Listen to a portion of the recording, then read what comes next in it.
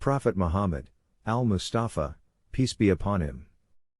Prophet Muhammad was born in the city of Mecca in Saudi Arabia in the year 570 CE. He grew up and worked as a trader before receiving revelations from God at the age of 40. These revelations formed the basis of the Islamic religion, and Muhammad became its first prophet.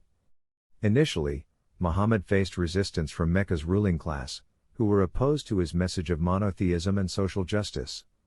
But over time, more and more people were attracted to his teachings, including many of the city's poor and marginalized. In 622 CE, Muhammad and his followers were forced to flee Mecca and seek refuge in the nearby city of Medina.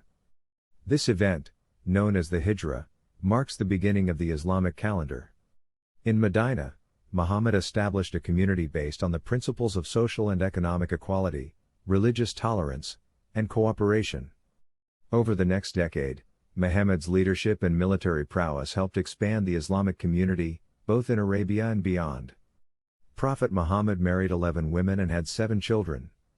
His first wife was Khadija bint Khuwaylid and she bore him 6 children, and they are Zainab, Ruqayya, Kalthum, Fatima, Abdullah, and Qasim. They were 4 girls and 2 boys. His youngest son was Ibrahim and his mother was Maria the Copt. His other wives are Sauda bint Zama, Aisha bint Abu Bakr, Hafsa bint Umar ibn al-Khattab, Zainab bint Khuzaimah, Salama bint Abu Umayyah, Juwayriyah bint al-Harith, Zainab bint Jahsh, Habibah bint Abu Sufyan, Safiyah bint Huyay ibn Akhtab, and Maymunah bint al-Harith. Prophet Muhammad peace be upon him passed away in 632 CE in Medina, leaving behind a legacy that continues to inspire millions of Muslims around the world.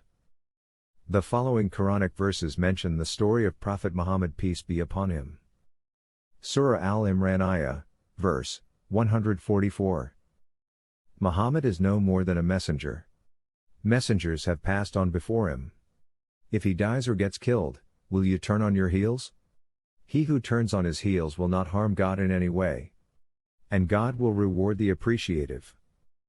Surah Araf Ayah, verse 157 to 158. Those who follow the messenger, the unlettered prophet, whom they find mentioned in the Torah and the Gospel in their possession. He directs them to righteousness, and deters them from evil, and allows for them all good things, and prohibits for them wickedness, and unloads the burdens and the shackles that are upon them. Those who believe in him, and respect him, and support him, and follow the light that came down with him, these are the successful. Say, O people, I am the messenger of God to you all, he to whom belongs the kingdom of the heavens and the earth. There is no God but he. He gives life and causes death.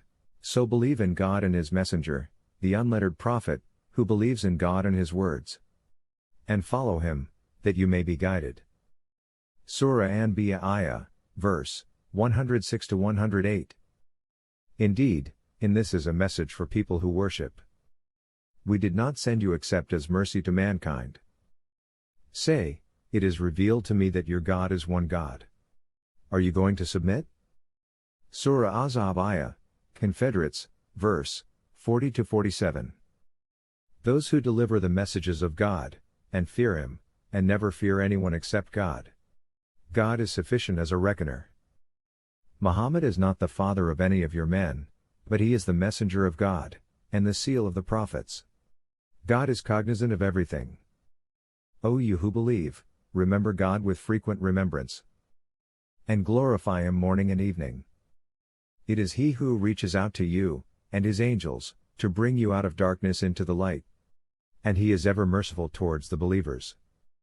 Their greeting on the day they meet him is, peace, and he has prepared for them a generous reward. O Prophet!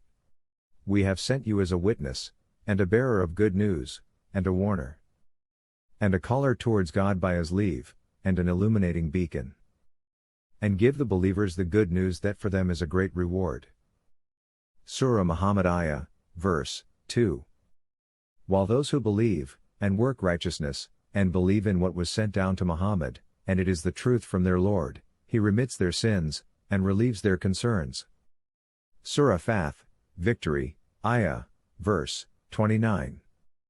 Muhammad is the messenger of God. Those with him are stern against the disbelievers, yet compassionate amongst themselves. You see them kneeling, prostrating, seeking blessings from God and approval. Their marks are on their faces from the effects of prostration.